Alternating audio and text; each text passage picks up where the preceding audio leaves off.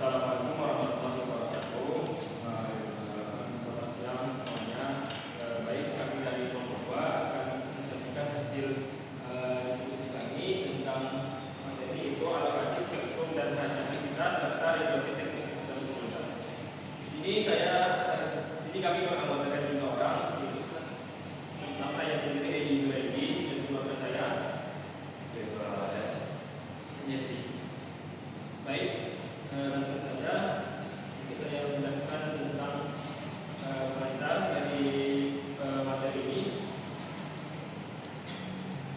Spektrum frekuensi radio merupakan sumber daya alam terbatas yang digunakan untuk mengirim sinyal informasi dalam sistem komunikasi nirkabel dalam konteks sistem seluler seperti 2G, 3G, 4G dan 5G.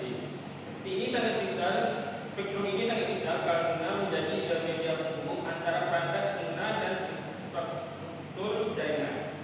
Pemerintah melalui Kementerian Komunikasi dan Informatika memiliki tanggung jawab dalam mengatur pemanfaatan spektrum frekuensi agar efisien, adil dan tidak menimbulkan gangguan atau interferensi. Salah satu upaya pengaturan ini tertuang dalam kebijakan alokasi spektrum, perencanaan kita dan regulasi teknis sistem seluler. Menurut Pemerintahan Menteri Komunikasi dan Informatika Nomor 12 Tahun 2022 tentang tabel alokasi spektrum frekuensi radio Indonesia, pada pasal 1 ayat 1 berbunyi, perancangan menggunakan spektrum frekuensi radio nasional menyatakan dalam tabel alokasi spektrum frekuensi radio Indonesia.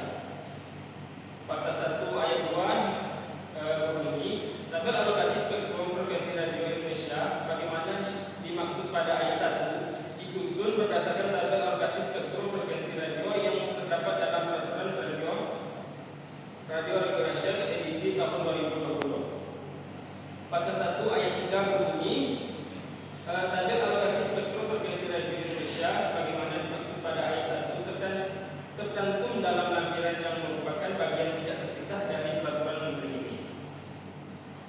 Selain itu ada peraturan pemerintah komunikasi dan informatika nomor 12 tahun 2022 tentang tabel alokasi spektrum frekuensi radio Indonesia.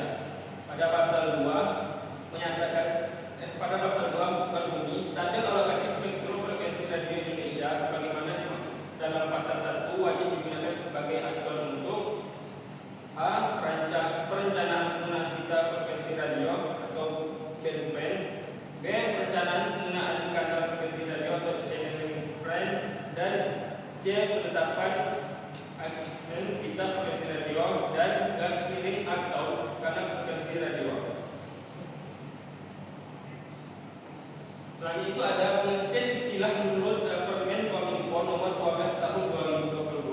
Yang pertama itu ada alokasi pita frekuensi radio. Jadi pencantuman pita frekuensi radio tertentu dalam tabel alokasi spektrum frekuensi radio Indonesia dengan tujuan untuk digunakan oleh satu atau beberapa dinas radio komunikasi terestrial atau dinas radio komunikasi ruang angkasa atau dinas melalui radio berdasarkan persyaratan tertentu. Istilah ini wajib diterapkan pula untuk pita frekuensi radio. Contohnya itu alokasi itu seperti pita frekuensi radio 2,3 GHz,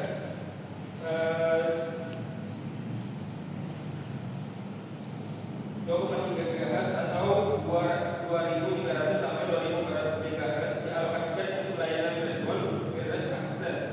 Misalnya frekuensi 2.300 sampai 2.400 MHz dialokasikan untuk international mobile communication. Dan selain itu ada penyataan frekuensi radio atau kanal frekuensi radio.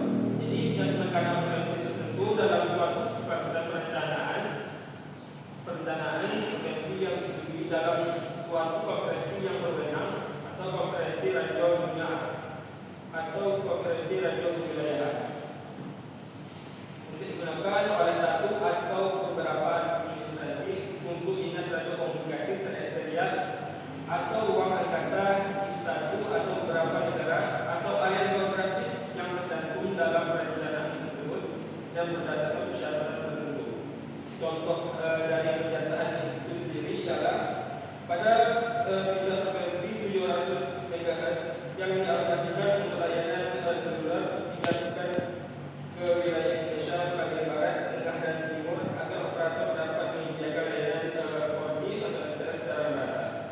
Misalnya frekuensi 700 atau 748 MHz dinyatakan untuk area Indonesia bagian barat dan tengah untuk digunakan dalam layanan 4G. Selain itu ada penetapan frekuensi radio atau kanal frekuensi radio. Jadi izin yang diberikan oleh Menteri tentang penyelenggaraan usaha pemerintah di bidang komunikasi ini dan informatika kepada satu stasiun radio untuk menggunakan satu frekuensi radio atau kanal frekuensi radio berdasarkan persyaratan tertentu. Contoh dari penetapan ini ialah pada PT Telkomsel akan menggunakan frekuensi 2,3 GHz pada blok C untuk penyelenggaraan layanan frekuensi berdasarkan hasil lelang Kominfo tahun 2021. Misalnya frekuensi 2360 sampai 2340 dapat untuk PT Telkomsel melalui SK Dirjen SDPPI nomor sekian. Selanjutnya itu ada region atau wilayah. Jadi region atau wilayah ini menurut peraturan radio edisi 2020 dan International Telecommunication Union, alokasi spektrum frekuensi secara global dibagi ke dalam 3 wilayah utama. 3 wilayah itu adalah region 1 itu mencakup Eropa, Afrika, Timur Tengah, Asia dan Mongolia. Ini digunakan sebagai acuan utama untuk alokasi frekuensi di kawasan Eropa dan Afrika. Setelah itu ada region 2 itu mencakup Amerika Utara dan Selatan termasuk Karibia. Jadi alokasi frekuensi ini memiliki perbedaan teknis signifikan dengan region 1 dan 3. Ketiga itu ada region 3 itu mencakup Asia, ini termasuk Indonesia, Australia dan Oceania. Di Indonesia berada di region 3 sehingga setiap regulasi spektrum merujuk pada ketentuan alokasi dan batasan teknis wilayah ini sesuai International Communication Union. Saya lihat di sini di bagian sini Indonesia.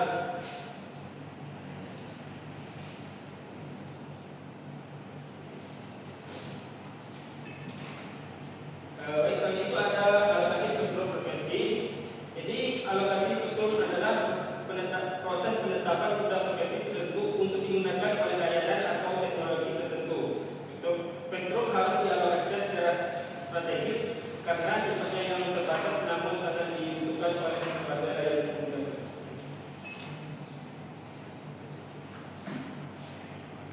Jadi ada pembagian spektrum frekuensi radio secara umum. Tahun 2022 itu ada variable frekuensi atau VRF. Itu frekuensinya dari 3 kHz sampai dengan 30 kHz. Ini bentuk ini layanan bantuan meteorologis radio navigasi maritim. Karakteristik ini digunakan untuk komunikasi jarak jauh di wilayah tanah atau air dan sangat lambat.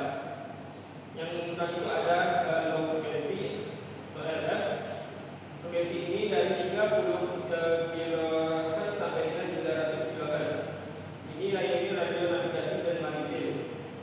Dan karakteristiknya digunakan untuk navigasi kapal dan komunikasi darurat,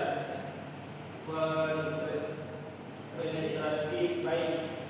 Selanjutnya ada medium frekuensi atau MNS, itu frekuensi dari 300 kHz sampai dengan 3 MHz. Ini digunakan untuk layanan siaran AM, radio navigasi penerbangan. Jadi karakteristiknya itu memiliki jangkauan yang baik di siang hari melalui gelombang tanah dan dapat mengatur dari ionosfer di malam hari. Selanjutnya akan dijelaskan oleh saya.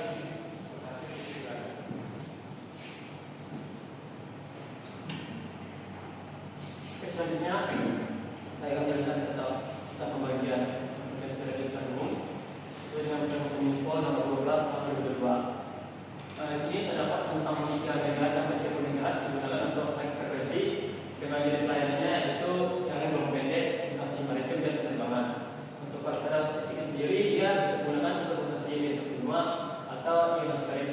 Contohnya itu seperti pada rentang 18 sampai 20 MHz itu bisa digunakan untuk menjadi radio. Selanjutnya ada frekuensi pada rentang frekuensi 30 MHz sampai dengan 300 MHz. Jenis lainnya berupa siaran FM, TV analog, dan transfer dalaman. Dan karakteristik sendiri yaitu berupa tidak memanfaatkan di ionosfer berbeda dengan HF tadi, dan mudah terhalang oleh bangunan atau medan. Untuk contoh dari frekuensi yaitu pada rentang 108 sampai 137 MHz digunakan untuk transmisi dan transfer penerbangan. Yang ketiga ada frekuensi dari rentang 300 MHz sampai dengan 3 GHz. Untuk lainnya berupa TV digital, transceiver dari 2 giga dan 4 giga. Bisa juga WiFi dan ada. Karakteristik sendiri dia tidak menembus tanah atau air dengan baik dan dipantulkan oleh bangunan. Cocok untuk lingkungan urban. Untuk contohnya seperti pada rentang 24 GHz untuk WiFi. Selanjutnya ada super frekuensi dari rentang 3 GHz sampai dengan 30 GHz dengan memberikan karakteristik itu tidak menembus bangunan atau menghalang dengan baik. Juga bisa berbeda pohon dan darah lembab. Jenis lainnya yaitu satelit komunikasi seperti C-band, X-band, U-band, dan C-band, dan WiFi 5G, WiFi 5 GHz dan 6 GHz. Untuk contohnya itu pada rentang 10 sampai 12 GHz digunakan untuk radar cuaca. Selanjutnya ada assembly high frequency, yaitu dari rentang 30 sampai 300 GHz. Dengan karakteristiknya sangat rentan pada peredaman atmosfer, tidak menembus penghalang seperti dinding, daun, bahkan manusia, dan sinyal menyebar yang sedikit. Untuk lainnya dia seperti penelitian, radar cuaca, komunikasi poin ke poin dengan kecepatan tinggi. Untuk contohnya bisa dari rentang 90 sampai 140 MHz untuk eksperimen komunikasi terakhir. Untuk di Indonesia sendiri untuk assembly high frekuensi boleh digunakan secara luas. Selanjutnya ini adalah tabel frekuensi radio dan panjang gelombangnya. Dapat dilihat di sini untuk very low frekuensi pada kebanyakan gelombangnya yaitu gelombang variometrik dengan rentang frekuensi radionya dari 3 sampai 30 kHz. Dan semakin tinggi frekuensinya maka gelombangnya akan semakin pendek, yaitu dari 30 sampai dengan 300 GHz untuk extremely high frekuensi dengan pembagian panjang gelombangnya yaitu gelombang milimetrik. Dan untuk di atasnya itu 300 sampai 3000 GHz itu merupakan gelombang milimetrik dan boleh digunakan. Selanjutnya ini merupakan tabel alokasi spektrum frekuensi radio. Bisa dilihat ada banyak di sini penggunaan untuk frekuensi radio, dan beberapa datanya kami tampilkan di sini. Ada dari kilohertz, yaitu yang paling kecil digunakan yaitu 8,3 kilohertz digunakan di wilayah 3 MTU yang tidak dialokasikan, dan di Indonesia juga tidak ada dialokasikan. Di atasnya 8,3 sampai 9 digunakan untuk bantuan meteorologis dengan standarnya yaitu 5,54A, 5.54B dan 5.54C. Dan di Indonesia sendiri sama untuk bantuan meteorologis juga standarnya sama juga, ada tambahan yaitu NS 26B dan NS 37. Selanjutnya di megahertz pada frekuensi radio 27 sampai 28 MHz dia juga digunakan sebagai bantuan meteorologis tetap bergerak. Dan untuk Indonesia sendiri juga sama bantuan meteorologis bergerak dengan sama standar yaitu NS 26B. Selain itu juga ada 28 sampai 29,7 MHz di wilayah ini belum amatir satelit amatir. Di Indonesia sendiri juga sama amatir satelit amatir dengan tambah standar NS 26B. Selanjutnya di frekuensi radio 10 sampai 10,4 GHz di wilayah 3 MTU digunakan sebagai satelit eksplorasi bumi dengan standarnya 5.44A, 5.44B dan 5.4574C. Dan pergerakan juga amatir dengan standar 5.474 dan 5.409. Untuk Indonesia sendiri sama penggunaannya dan standarnya dengan tambahan pada IPS 33 dan IPS 26C.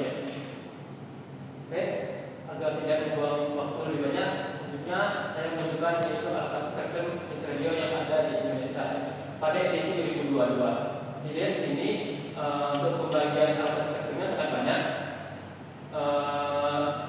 Dan untuk gambar warna putih ini adalah spektrum frekuensi yang tidak digunakan. Dan di dalam rentang itu disitulah frekuensinya banyak digunakan oleh pihak-pihak yang diizinkan oleh pemilih. Seperti misalkan kalau kayak komunikasi, untuk kita frekuensinya perlu pasti memiliki unsur yang banyak, maka dibutuhkan unit yang tinggi seperti komunikasi ini. Selanjutnya saya menjelaskan yaitu perencanaan peta frekuensi. Perencanaan peta frekuensi bertujuan untuk mengoptimalkan penggunaan spektrum agar dapat mendukung fasilitas dan cakupan layan secara efisien. Ada beberapa strategi penting. Yang pertama, reforming, itu proses pengalihan spektrum dari teknologi lama ke teknologi baru, misalnya dari 2G ke 4G yang sekarang berada di ke 5G. Selanjutnya ada frekuensi reuse, itu punya frekuensi yang sama secara berulang di area yang berbeda untuk memaksimalkan efisiensi spektrum. Selanjutnya yang ketiga ada multiplexing. Di sini tiba-tiba ada FDD dan TDD. TDD itu menggunakan dua filter berbeda untuk sampling dan lansing. Sedangkan TDD itu satu filter dengan pembagian waktu antara akun dan lansingnya. Jadi ada error aggregation yaitu penghubungan beberapa filter frekuensi untuk meningkatkan kekuatan kapasitas jaringan. Yang keempat yaitu regulasi teknis sistem seluler. Di sini regulasi teknis mencakup aturan-aturan yang memastikan penggunaan spektrum dilakukan dengan aman, efisien dan tanpa mengganggu pengguna lainnya. Regulasi ini meliputi beberapa strategi penting. Yang pertama dari batas maksimum, yaitu diatur atasnya di melampaui batas yang dapat menyebabkan interferensi pada sel lainnya. Selanjutnya ada emission max, yaitu batas daya batas spektrum sinyal agar tidak menyebar ke kanal tanda. Yang ketiga ada pengendalian interferensi. Di sini ada channel interference dan adjacent channel interference. Bedanya kalau channel interference terjadi saat dua pemancar menggunakan frekuensi yang sama di area yang berdekatan. Sedangkan untuk adjacent channel interference gangguan akibat memakai kanal yang terlalu berdekatan. Berdasarkan peraturan Digit nomor 3 tahun 2025, khususnya pada pasal 69, pengendalian interferensi pada sistem seluler diatur melalui penerapan emission mask, tata tanah, serta pengaturan daya kata. Ketentuan ini penting untuk mencegah percetakan channel interference, terutama pada penggunaan spektrum bersama antara teknologi seperti GSM dan CDMA. Selanjutnya kelima yaitu peran penting pemerintah dalam regulasi dan kebijakan. Di sini pemerintah berperan aktif dalam menyusun dan menyiapkan regulasi terkait alokasi dan penggunaan spektrum. Beberapa kebijakan penting yang terkait pertama yaitu menyusun rencana komunikasi frekuensi berdasarkan pertimbangan teknis dan kebutuhan industri. Yang kedua, menetapkan standar teknis dan prosedur penggunaan spektrum melalui regulasi seperti Kominfo. Yang ketiga, mengatur sistem perizinan melalui izin stasiun radio atau singkat ISR untuk setiap operator. Yang keempat, mendorong adopsi teknologi baru melalui kebijakan teknologi. Dan yang kelima dan terakhir yaitu mengatur proses dalam pita frekuensi secara transparan dan adil. Baik, itu saja dari materi saya. Selanjutnya akan dijelaskan oleh Terima kasih. Selanjutnya saya akan membahas studi kasus yang dimana kami mengambil suatu berita dari sebuah artikel.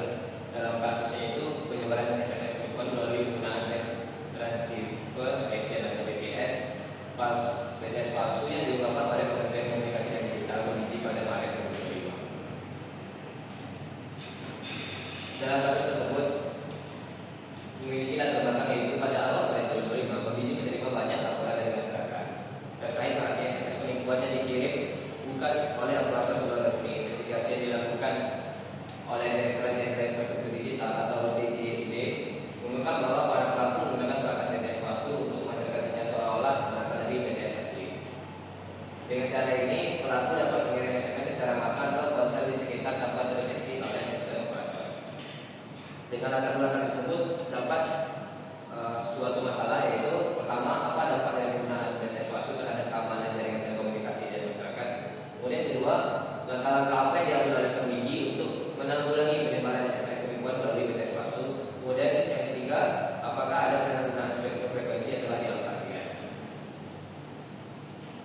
Dengan begitu, tujuan dari kandungan studi kasus ini ialah mengetahui dampak dari penggunaan BTS palsu terhadap keamanan jaringan dan masyarakat. Yang kedua, mengidentifikasi langkah-langkah yang diambil oleh peneliti dalam menanggulangi masalah ini. Kemudian yang ketiga, mengidentifikasi ada tidaknya pelanggaran penggunaan spektrum frekuensi yang telah dialokasikan. Yang pertama itu kan dampak dari penggunaan BTS palsu terhadap keamanan jaringan dan masyarakat. Dampaknya ini kami mendapatkan 3, yaitu keamanan jaringan karena sinyal ilegal dapat mengganggu jaringan peralatan resmi, menyebabkan interferensi dan kemudian peralatan layanan. Kemudian yang kedua, privasi pengguna karena pelaku dapat membaca atau mengakses metadata komunikasi tanpa izin. Kemudian yang ketiga, menurunnya kepercayaan publik akibat meningkatnya jumlah SMS penipuan yang tampak berasal dari sumber terpercaya. Kemudian penyelesaian yang telah dilaksanakan oleh penyidik. Yang pertama, instruksi tegas dari Menteri Komunikasi dan Digital Mirja Hafid memberikan arahan langsung kepada Dirjen Infrastruktur Digital atau DJID untuk menangani kasus ini secara serius dan terkoordinasi. Kemudian pelacakan oleh balon SRR. Komite mengarahkan pada spektrum frekuensi radio atau balon SRR guna mendeteksi dan melacak sinyal ilegal dari BTS palsu yang digunakan untuk menyebar SMS penipuan. Kemudian koordinasi dengan penegakan hukum. Komite bersama dengan aparat penegakan hukum untuk menangkap pelaku dan memberikan sanksi hukum atas pelanggaran penggunaan spektrum radio secara ilegal. Yang keempat, kolaborasi lintas lembaga. Berkoordinasi dengan ASI atau Asosiasi Penyelenggara dan Komunikasi Seluruh Indonesia dan digital, mengingat banyak korban berasal dari sektor keuangan seperti perbankan digital dan dompet elektronik. Kemudian yang terakhir, penyelesaian oleh komite yaitu imbauan dan edukasi kepada masyarakat. Komite mengimbau masyarakat agar pertama, tidak mudah percaya pada SMS pencegahan. Kedua, verifikasi dan informasi terlebih dahulu. Kemudian yang terakhir, melaporkan jika menerima pesan penipuan.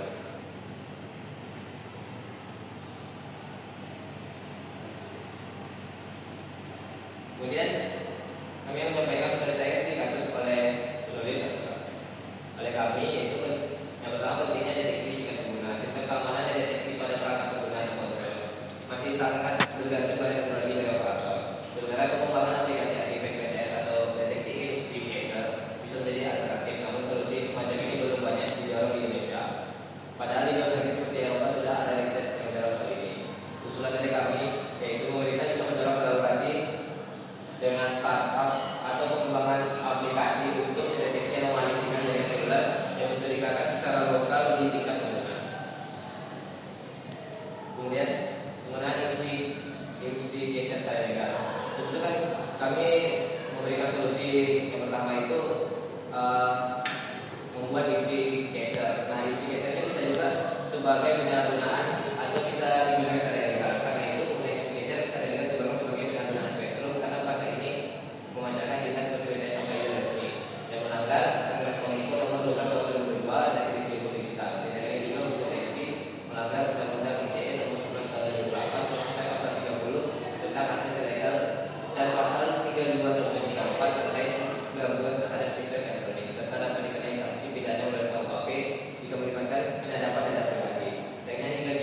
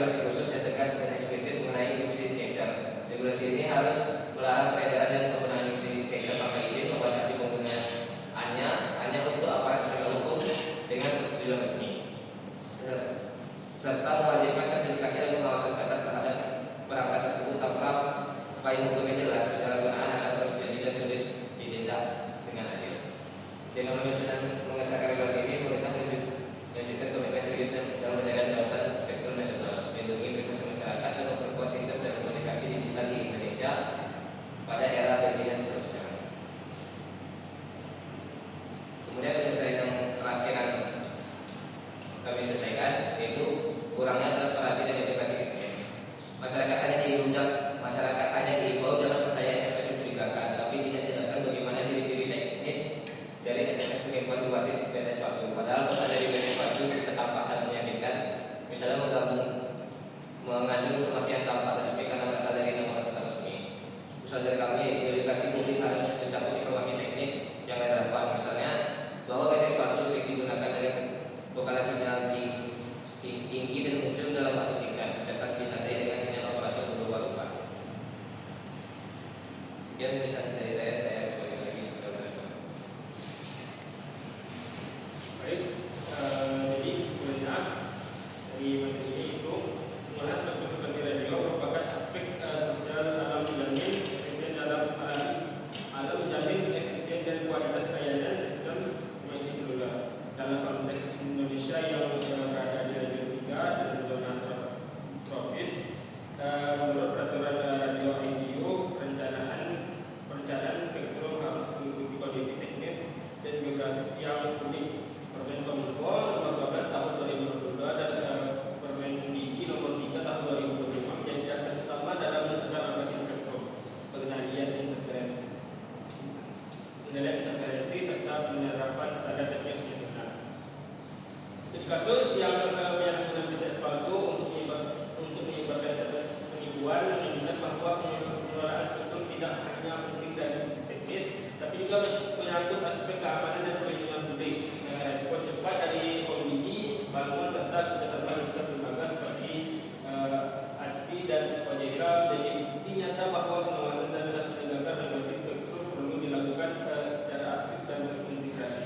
Oleh karena itu, keseluruhan antara perencanaan teknis, regulasi hukum dan pengawasan lapangan sangat penting untuk memastikan spektrum frekuensi tetap menjadi sumber daya teknis bagi pembangunan infrastruktur digital nasional.